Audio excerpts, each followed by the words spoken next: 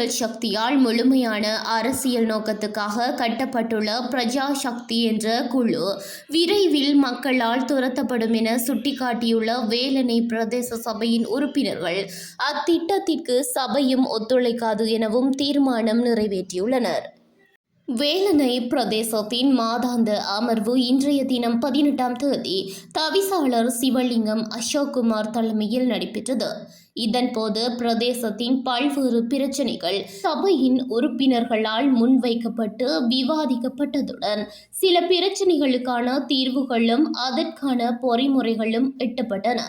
இந்நிலையில் உறுப்பினர் செல்லப்பா பார்த்திபனால் பிரஜா சக்தி திட்டம் தொடர்பில் முன்மொழிவொன்று சபையில் சமர்ப்பிக்கப்பட்டு விவாதத்துக்கு விடப்பட்டது. இதன்போது உறுப்பினர்கள் குறித்த திட்டம் அரசியல் நோக்கம் கொண்டது என்றும் ஜேவிபி என்ற தேசிய மக்கள் சக்தி அரசாங்கம் அரச ஊழியர்களின் அதிகாரங்கள் சட்டவாக்கங்களை இந்த திட்டத்தின் ஊடாக கேள்விக்குரியதாக்குவதாகவும் சுட்டிக்காட்டியிருந்தனர். மேலும் பிரஜா சக்தி திட்டம் கட்சியின் இருப்பை தக்கவைப்பதற்கான அரசின் ஏற்பாடாக இருக்கின்றதே தவிர மக்களின் வறுமையை ஒழிப்பதற்கான ஏற்பாடாக இருக்கவில்லை.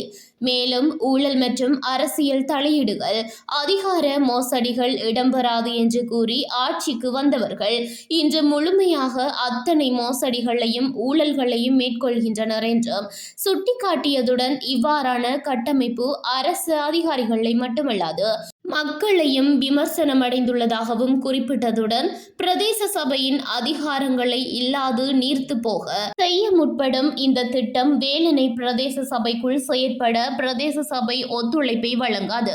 அத்துடன் அவ்வாறான கட்டமைப்பின் திணிப்பு சபையின் ஆளுகைக்குள் வருவதை எவ்வகையிலும் ஏற்க முடியாது எனவும் வலியுறுத்தி அவ்விடயத்தை தீர்மானமாகவும் நிறைவேற்றியுள்ளனர்.